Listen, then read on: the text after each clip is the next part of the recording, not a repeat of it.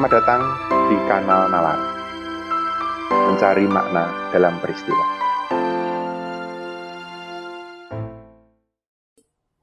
Saudara-saudara, pemilu 2024 makin dekat. Ketiga pasangan bakal calon presiden dan wakil presiden sudah mendaftarkan diri ke KPU. Kini tinggal tunggu waktu. Mana saja dari ketiga pasangan ini yang akan lolos berlaga memperebutkan suara. Sebenarnya hajatan 5 tahunan ini biasa saja di dalam demokrasi. Apalagi di negara maju yang sudah dewasa. Namun di negeri yang baru belajar berdemokrasi, dengan politik yang tidak mudah diterka arahnya seperti Indonesia, pemilu selalu luar biasa. Karena dampaknya pada kehidupan bernegara tidak bisa diandaikan akan selalu baik-baik saja. Pemilu mengawali proses pergantian kekuasaan dan administrasi pemerintahan. Bagi mereka yang memahami bagaimana pemerintah bekerja, pergantian itu punya konsekuensi yang tidak sederhana. Karena itu, babak baru kehidupan bernegara mesti bijak dikelola. Karena jika tidak, dampaknya bukan hanya bagi pemerintahan yang berganti, namun pertaruhan upaya menggapai cita-cita negeri. Saudara-saudara, di bawah pemerintahan Presiden Joko Widodo, negeri ini menetapkan cita-cita dan mimpi.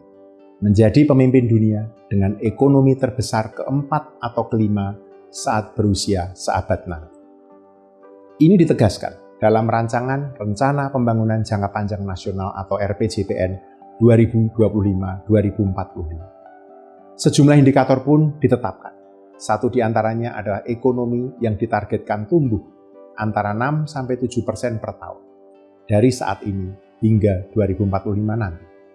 Padahal selama ini ekonomi kita hanya tumbuh di kisaran 5%. Karena itu, hanya ada satu jurus untuk mencapai mimpi ini, memanfaatkan bonus demografi agar sungguh menjadi keuntungan, bukan bencana demografi. Bonus demografi adalah kondisi di mana jumlah penduduk Indonesia yang berusia produktif lebih banyak dari yang berusia tidak produktif. Dan mereka ini memang sungguh produktif. Saat itulah bonus demografi akan mewujud menjadi keuntungan dividen demografi. Tetapi, jika penduduk berusia produktif yang jumlahnya lebih banyak dari mereka yang berusia non-produktif itu ternyata tidak produktif, maka bonus demografi ini akan menjadi malapetaka dan kutukan curse demografi. Karena itu, pemerintah mesti memastikan agar penduduk usia produktif kita jadi sungguh-sungguh produktif. Mereka harus sehat, cerdas, terdidik, dan bekerja sehingga menghasilkan produktivitas. Mereka harus mengambil peran dalam pembangunan yang ditopang ekonomi berbasis pengetahuan atau knowledge-based economy, yang wujudnya saat ini adalah ekonomi hijau, ekonomi biru, dan ekonomi baru, yaitu ekonomi digital. Dan satu lagi, ini semua mesti cepat dikerjakan, karena bonus demografi hanya datang sekali, dan ini pun akan segera berakhir. Waktu kita tinggal 13-15 tahun lagi. Itu mengapa tidak boleh ada waktu terbuang. Karena setiap saat yang terlewat tanpa manfaat membuat kita lebih lambat menggapai cita-cita, khususnya dalam pemerintahan kita. Saudara-saudara, saat ini sumber daya dan energi birokrasi yang tersedot ke pemilu sudah terlalu besar. Padahal birokrasi amat berpengaruh pada kinerja pemerintahan dan jalannya kehidupan kenegaraan. Dari seluruh anggota kabinet, 14 menteri tercatat punya afiliasi pada partai politik peserta pemilu.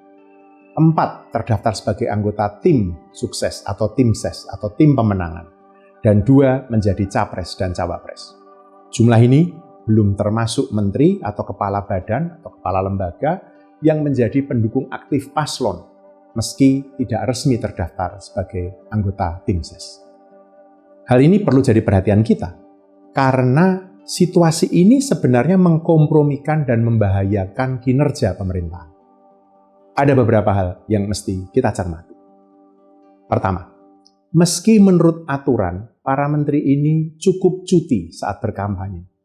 Tapi akal sehat kita tahu bahwa potensi konflik kepentingan tidak terhindarkan jika mereka tetap memimpin birokrasi.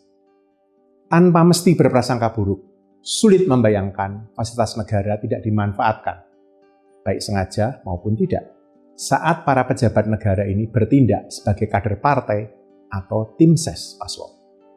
Bahkan Presiden sendiri melakukan konsolidasi relawan di Istana Negara. Ini dimuat di Kompas, tanggal 25 Oktober 2023. Apakah hal yang sama tidak akan terjadi pada para menterinya? Kedua, bukan itu saja masalahnya. Saat para menteri ini, atau bahkan Presiden sendiri, mesti absen dari tugas pokoknya, tanggung jawab pengelolaan kebijakan dan program pembangunan yang dipimpinnya dibebankan sepenuhnya secara domino pada birokrasi yang minim kendali.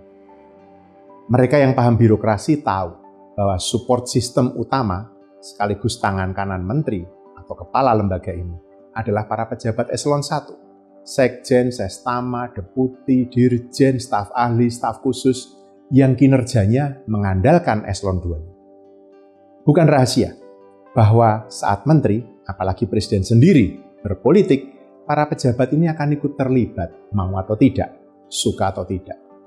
Akibatnya, dalam banyak hal, eksekusi program pembangunan negeri ini terkompromi atau setidaknya bermasalah karena fokus pimpinannya terbelah. Ketiga, ini adalah tahun terakhir pemerintahan Jokowi.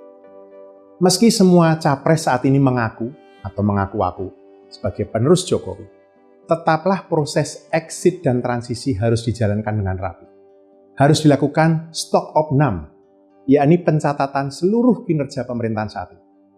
1. Mendata semua capaian pembangunan sejak 2014 yang sudah amat banyak diraih, baik secara fisik seperti infrastruktur jalan, jembatan, bendungan, pelabuhan, bandara, inisiasi IKN, dan lain-lain, maupun non-fisik seperti berbagai kebijakan dan regulasi terobosan terkait perlindungan sosial, reformasi birokrasi, digitalisasi, dan lain sebagainya.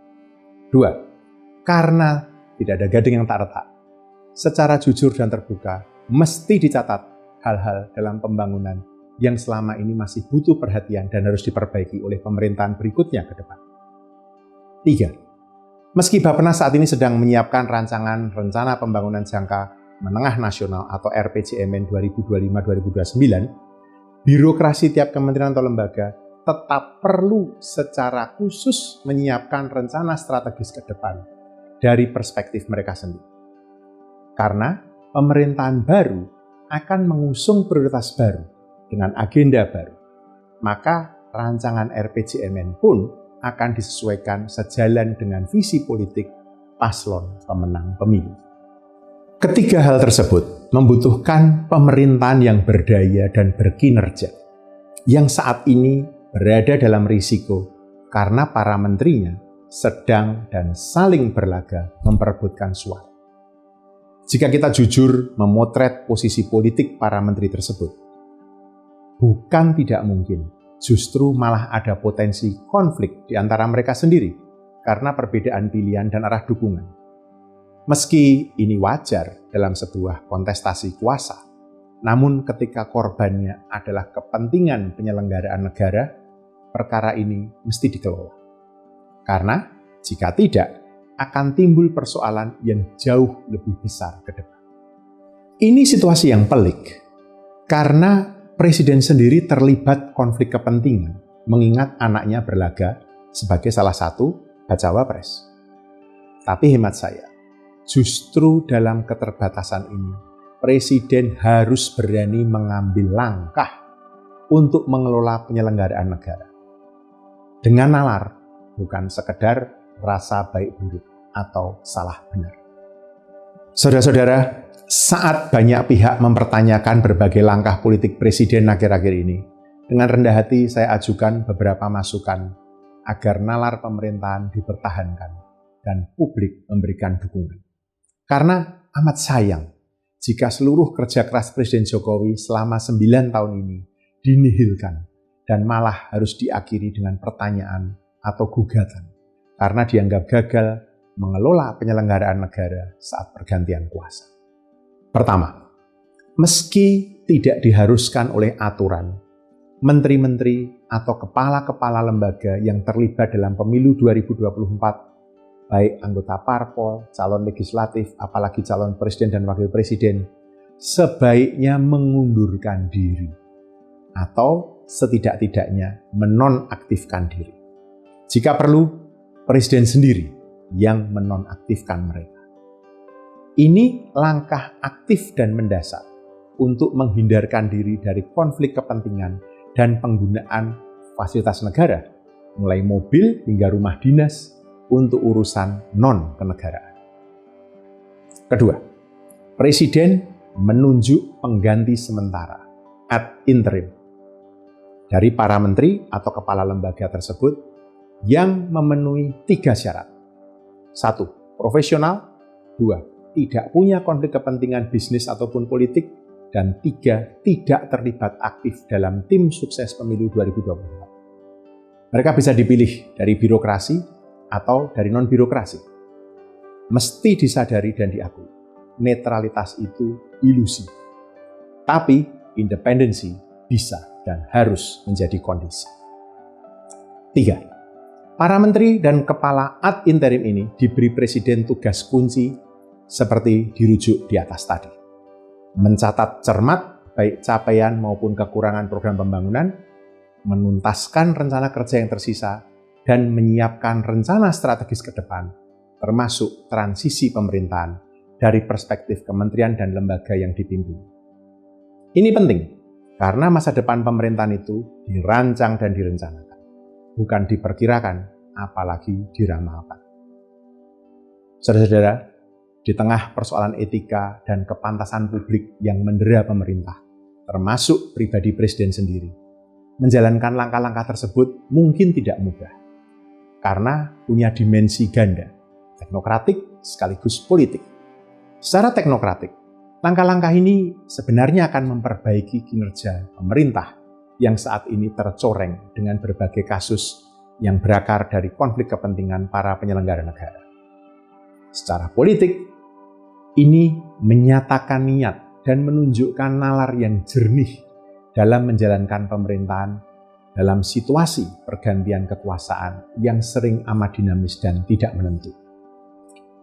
Tapi semua ini mesti cepat dieksekusi agar pemerintahan Jokowi tidak makin tenggelam dalam keterpurukan tuduhan jeratan gurita konflik kepentingan dan ketidakmampuan mentransisikan pemerintah. Saudara-saudara, tahun 2024 menjadi penentu penting kemana negeri ini akan berjalan. Pemerintahan Jokowi 1 dekade ini akan berakhir dan pemerintahan baru akan mengambil alih. Di akhir masa kerjanya, setiap pemerintahan punya tanggung jawab untuk memastikan apa yang telah dikerjakannya diteruskan dan kekurangannya diperbaiki oleh penerusnya. Dan semua pemerintahan menginginkan ini terjadi dengan aman, safe, dan mulus, soft. Itu mengapa akhir sebuah pemerintahan diidealisasikan dalam 2 ungkapan, safe exit dan soft landing. Meski ada keraguan, safe exit dan soft landing ini bisa diusahakan oleh Jokowi dengan menunjukkan bahwa di tengah situasinya yang amat sulit dan rumit, ia tetap mencoba dan berusaha membatasi konflik kepentingan para pejabatnya sebisa mungkin. Meski juga takkan 100% berhasil, tetapi langkah ini mengirimkan pesan yang kuat bahwa di tengah situasi yang dirasakan banyak pegiat demokrasi sudah demikian menyesakkan, masih ada harapan akan perbaikan. Ini semua bukan semata urusan memperbaiki citra, namun upaya lebih mendasar untuk mengembalikan kepercayaan masyarakat pada pemerintah dan negara. Jokowi memulai pemerintahannya dengan mandat penuh dari rakyat, maka ia juga harus mengakhirinya dan mewariskannya kepada siapapun penerusnya nanti dengan penuh martabat. Terima kasih sudah menyaksikan video ini. Semoga kita bisa menemukan makna dan pemahaman yang lebih dalam bersama nalar.